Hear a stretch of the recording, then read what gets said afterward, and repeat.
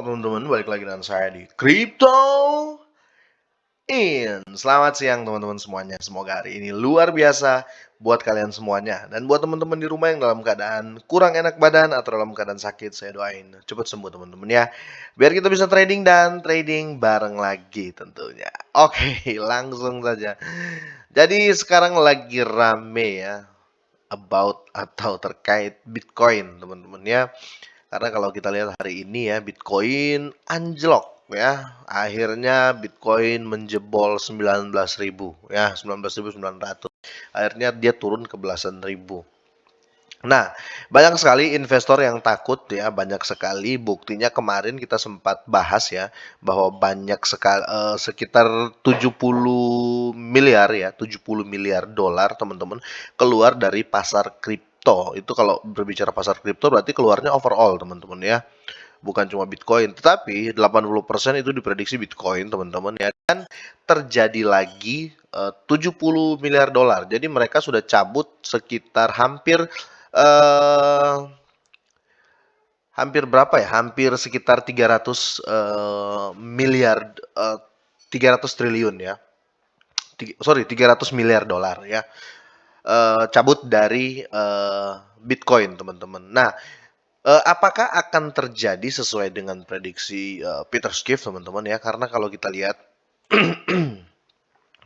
ada beberapa prediksi ya yang semua pasti tahu lah ya Peter Schiff ini teman-teman ya. Peter Schiff ini sudah apa ya sering sekali memprediksi Bitcoin. Dia hanya main Bitcoin orang ini. Nah, di sini ada berita yang membuat saya panik juga ya, panik tapi tetap kita rasional ya. Nanti saya jelaskan seperti apa itu. Kita bahas dulu ya. Di sini patut disebutkan bahwa Peter Schiff adalah investor keuangan warisan yang disegani, yang dikatakan telah memprediksi krisis keuangan 2008 ya. Namun dalam beberapa tahun ya, beberapa tahun terakhir ini Skiff telah mendedikasikan tweetnya untuk mempromosikan emas. Jadi dia kayaknya pindah ke gold teman-teman ya atau ke emas dan mengendalikan Bitcoin dan investasi cryptocurrency lainnya. Nah, ini menjadi suatu pertanyaan, apakah orang ini membawa food atau gimana? Tapi kalau kita berbicara dia menyebarkan food ya, nggak bisa 100% juga kita kita mengatakan seperti itu karena beberapa prediksinya tepat teman-teman ya. Bahkan Bitcoin waktu di harga 40 ribuan dia sudah pernah prediksi bakal ke 20 ribuan dan terjadi gitu loh teman-teman. Makanya itu yang agak membuat saya panik ya. Oke, dan di sini tidak mengherankan ya, tidak ada cinta yang hilang antara Skiff dan komunitas kripto ya. Tapi sakit, Bos.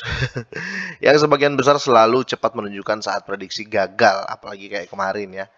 Makanya selalu saya bilang, di dalam candlestick ya, di dalam technical analysis, di situ nggak ada news ya.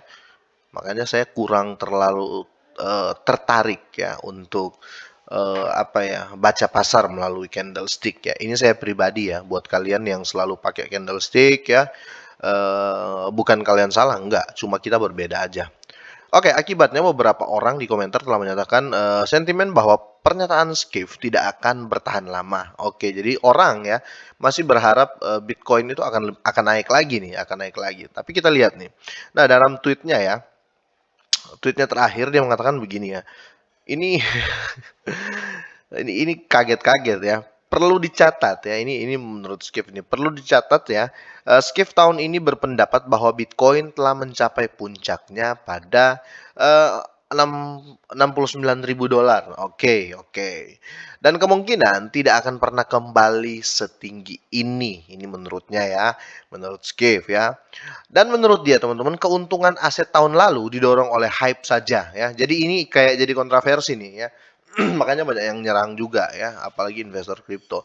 Tapi kita nggak bisa main-main dengan Peter Schiff ini, karena dia orang pintar teman-teman ya. Banyak investor yang melawan, masa sih seperti itu dan lain-lain. Dia bilang itu hanya hype ya. Waktu Bitcoin naik ke 69.000 itu karena hype, bukan karena easy to use, bukan seperti itu teman-teman ya. Itu menurut dia pribadi. Nah, ada dua faktor. Apakah dia bertujuan untuk mempromosikan emas karena dia sudah balik ke gold ya, ataupun memang akan terjadi ya. Jadi antara dua ini dia ngefood ya, terus dia serok apa gimana? Karena apa teman-teman ya?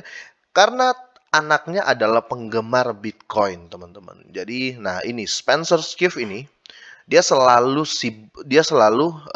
Spencer Schiff ini dia selalu ribut dengan bapaknya ya, Peter Schiff, tentang Bitcoin, teman-teman ya, karena Spencer ini fanatik Bitcoin, sedangkan bapaknya Peter Schiff ini sudah lepas Bitcoin lama dan mulai apa ya, sedikit-sedikit menyebarkan berita yang nggak enak tentang cryptocurrency ya. Jadi kalau cryptocurrency naik pun Peter Schiff ini akan ngomong ya seperti ini ya. Bitcoin ke 69.000 dia ngomong keuntungan aset tahun lalu itu didorong oleh hype saja, katanya seperti itu ya. Jadi bertolak belakang dan mencurigakan. Bapaknya ngefood, anaknya serok. Nah, itu yang saya tangkap dulu pertama, teman-teman. Nah, yang paling bikin saya gregetan tuh ini ya. Skiff dalam analisis grafik aset pada 14 Agustus ya. Di 14 Agustus dia sudah bikin technical analysis ya, menurut Candle ya, memprediksi bahwa aset akan berada di bawah 10.000 ya. Bahwa Bitcoin ini akan ada di bawah 10.000, teman-teman ya. Bayangin apa namanya? Oke lah, kita nggak bisa menyalahkan orang juga ya, ke teman-teman ya. Sorry teman-teman ya, saya sambil rokokan. Jadi gini, kita nggak bisa salahkan orang juga untuk memakai candlestick ya dalam berprediksi. Nggak bisa juga teman-teman, karena kita punya hak masing-masing. Cuman kalau saya, kenapa saya nggak terlalu percaya dengan prediksi candlestick? Karena apa? Di dalam candlestick ini ya, di dalam grafik ini ya, nggak ada di sini, oh jatuh di sini ada tulisan news dari The Fed, ya kan? Pas naik di sini ada tulisan, contoh lah belum naik tapi di atas sini ya udah ada tulisan The Fed menurunkan suku bunga ya 5.000 BPS contoh. Iya kan? Nggak ada. Jadi nggak ada berita ya di candlestick ini, hanya apa ya? Bisa dibilang ya anak technical, hanya technicalnya ya, lebih cocok mungkin sama saham dan forex index, kira-kira seperti itu, karena saham forex index ditentukan punya pihak ketiga ya, punya pihak ketiga, sedangkan cryptocurrency peer to peer ya, P2P ya, cuma kamu dan saya, cuma penjual dan pembeli ya, nggak ada yang memeriksa dan lain-lain, nggak ada teman-teman. Makanya dibilang peer to peer ya, karena sistemnya blockchain, kira-kira seperti itu. Nah, itu kenapa saya kurang percaya dengan ini. Kenapa saya berbicara seperti itu ya? Karena saya bilang tadi ke teman-teman, di sini nggak ada news. Mereka berprediksi tiba-tiba The Fed ya, mereka berprediksi seperti ini. Mereka nggak tahu ya. Di bawah sini nanti The Fed mengumumkan kalau menurunkan, bukan menaikin suku bunga. The Fed memprediksi menurunkan, otomatis nggak jadi jatuh, pasti dia terbang lagi, ya kan? Kira-kira seperti itu ya. Bukan berarti yang pakai candlestick itu salah, enggak. Nah, di sini yang bikin saya geli-geli itu dia tetap bersikeras bahwa Bitcoin itu akan bermain ya di bawah 10.000 ya. Menurut kalian gimana teman-teman? Adakah kemungkinan Bitcoin ke 10.000 dolar atau seperti apa? Karena saya tahu ya, kalian nonton ini bukan kalian nggak paham ya. Kalian nonton ini ya hanya hanya melihat news. Tapi kalau untuk paham, saya yakin kalian paham. Kalian paham kripto, buktinya kalian bermain ya. Kira-kira seperti itu. Menurut kalian gimana? Bisa nggak Bitcoin sampai turun ya di tahun ini ya?